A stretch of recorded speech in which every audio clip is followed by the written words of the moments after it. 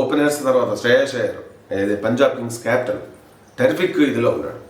So అటు ఇటు ఎవరు మ్యాచ్ని డిసైడ్ చేయగలిగేది, కంపల్సరీగా వీళ్ళు ఆడితేనే విజయం వస్తుంది అనేది కనుక చూస్తే ఫస్ట్ బెంగళూరులో మనకు విరాట్ కోహ్లీ ఖచ్చితంగా మ్యాచ్ స్టార్టింగ్ నుంచి ఎండింగ్ వరకు ఉంటే ఇక మ్యాచ్ని గెలిపించి కప్పును ముద్దాడే క్షణాలు వస్తున్నాయి అనిపిస్తుంది నాకైతే. విరాట్ కోహ్లీని తొందరగా అవుట్ అయినా అవుట్ చేసినా మ్యాచ్ ఇటువైపు టర్న్ అయ్యే అవకాశాలు ఉంటాయి. ఎందుకంటే సైకలాజికల్ ఫ్యాక్టర్ ఒకటి ఉంటుంది. ఇప్పుడు క్వాలిఫైర్ 1లో పంజాబ్ కింగ్స్ని ఓడించి వాళ్ళు ఫైనల్స్కి వెళ్ళిపోయారు ఎవరో బెంగళూరు, కాబట్టి సైకలాజికల్గా వాళ్ళకే కొంచెం పై చేయి. అయితే వీళ్ళు కూడా Punjab Kings Mumbai Indians one of the strongest team ever in the IPL season, వాళ్ళని ఓడించి కాన్ఫిడెన్స్ రీగెయిన్ చేసి వాళ్ళు మళ్ళీ ఫుల్ కాన్ఫిడెన్స్తో ఫైనల్స్కి రీచ్ అయ్యారు. కాబట్టి సైకలాజికల్గా కొంచెం ఒక 1%, 10%, 1 to 10% బెంగళూరుదే పై చేయి ఉంటుంది. మనం వాళ్ళని ఓడించినా సరే మనం ఓడించాం కదా, ఈ సైకలాజికల్ ఫ్యాక్టర్స్ కూడా చాలా ప్లే చేస్తాయి. ఇప్పుడు ముంబై ఇండియన్స్ వాళ్ళు భువనేశ్వర్ని బూమ్రా బౌలింగ్ని పంజాబ్ కింగ్స్ వాళ్ళు మొన్న లెక్క చేయకుండా ఇంగ్లీష్ కొట్టిపడేశారు. ఒక ఓవర్లోనే 2 6లు 2 4లు కొట్టేశాడు. ఈ సీజన్ మొత్తం మీద అట్లా కొట్టిన బ్యాట్స్మెన్ అతనే. అంటే ఏంటి, సైకలాజికల్గా ముంబై ఇండియన్స్ అనంలోనే బూమ్రా అనంలోనే వికెట్ తీస్తాడు అమ్మో అనే ఒక భయం ఉంటుంది. ఆ భయాన్ని దెబ్బగా బాగొట్టేశారు. దాంతో పై చేయిపోయి మ్యాచ్లో బూమ్రానే కొట్టేశాడంటే ఇంకేంటి, మిలియన్ బౌలర్లు కూడా అరే బూమ్రా బౌలింగ్కే వాళ్ళు భయపడతలేదు. ఇంకా ఒక సైకలాజికల్ ఇది ఉంటుంది అన్నమాట. ఆ మైండ్ గేమ్లో పంజాబ్ కింగ్స్ వాళ్ళు గెలిచారు. ఆ బ్యాట్స్మెన్స్ అంతా కూడా ఫస్ట్ ఓపెనర్గా వచ్చినటువంటి ఇంగ్లీష్ బాగా కొట్టేశాడు. అట్లా బ్రేక్ డౌన్ చేశారు. సో అలాగే విరాట్ కోహ్లీ ఏంటి,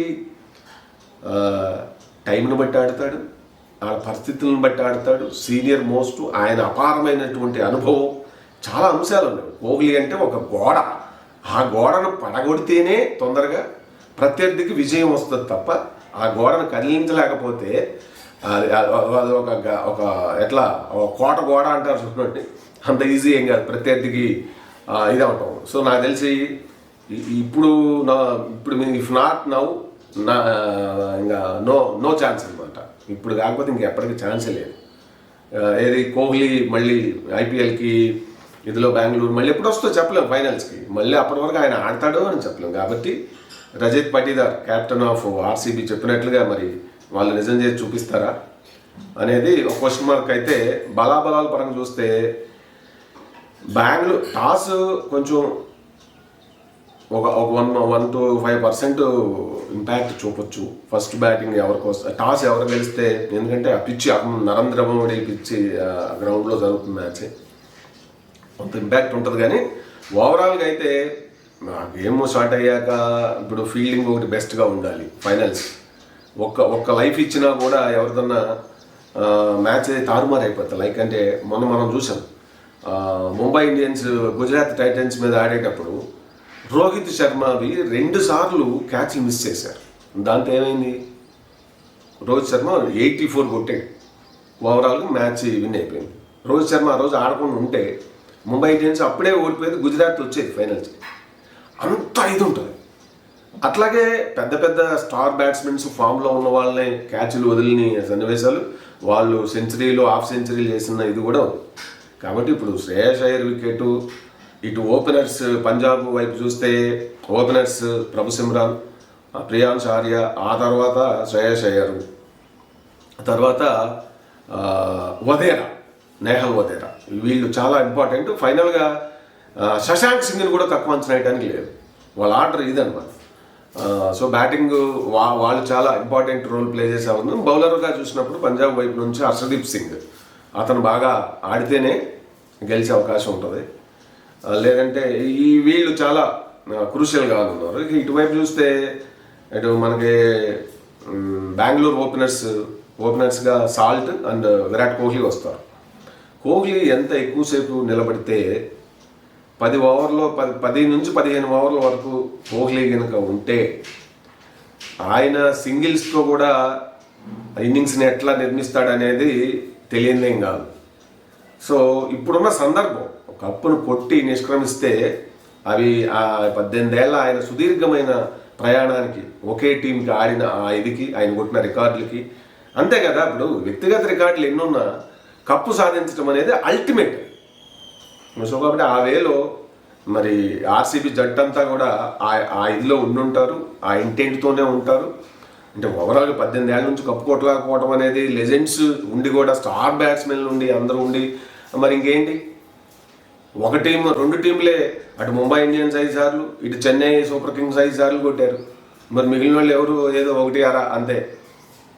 హైదరాబాదు అదే ఎస్ఆర్హెచ్ ఒకసారి, రాజస్థాన్ రాయల్స్ 2 సార్లు, గుజరాత్ టైటాన్స్ ఒకసారి, ఇట్లా అయింది తప్ప వరుసగా ఒక హ్యాట్రిక్ కొట్టిన టీం కూడా లేదు.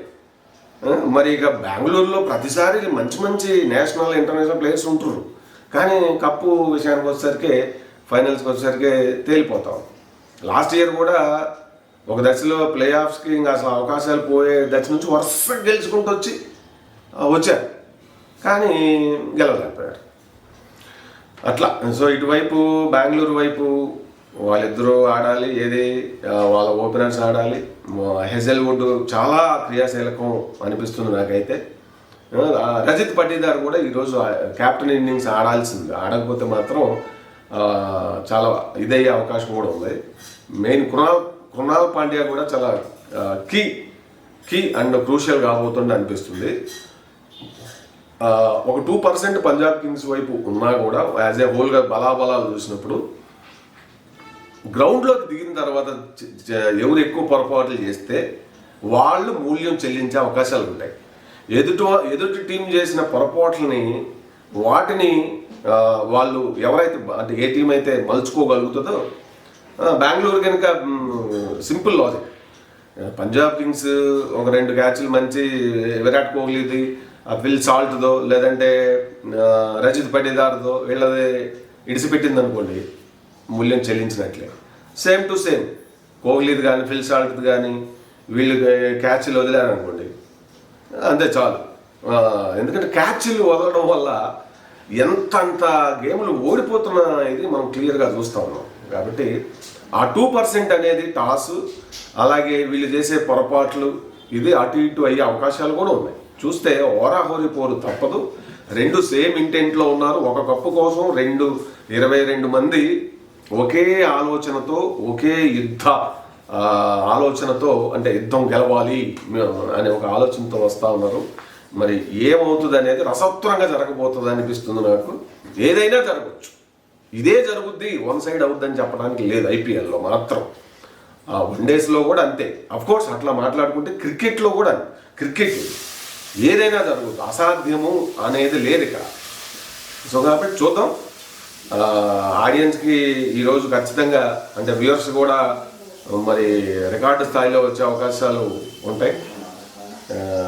వ్యూవర్షిప్ లైన్ మనకి మామూలుగా లైవ్లో కూడా మొత్తం మీద ఒక రసవత్తరమైనటువంటి ఇది మనం చూస్తాం. ఎవరు గెలిచినా కూడా కొత్త ఛాంపియన్ వస్తుంటేనే మనకు కూడా బాగుంటుంది, అంతే కదా. ఎప్పుడు ఒకరిని ఏం చూస్తాం, అవునా కదా. సరే చూద్దాం. 2 టీములు మనకు మంచి క్రికెట్ని అందిస్తాయి. మనం మంచిగా అంటే ప్రేక్షకులుగా మనం ఒక మెమరబుల్ ఫైనల్స్ మనం చూడొచ్చు అనేది నా ఆలోచన. చూద్దాం ఎవరు గెలుస్తారు.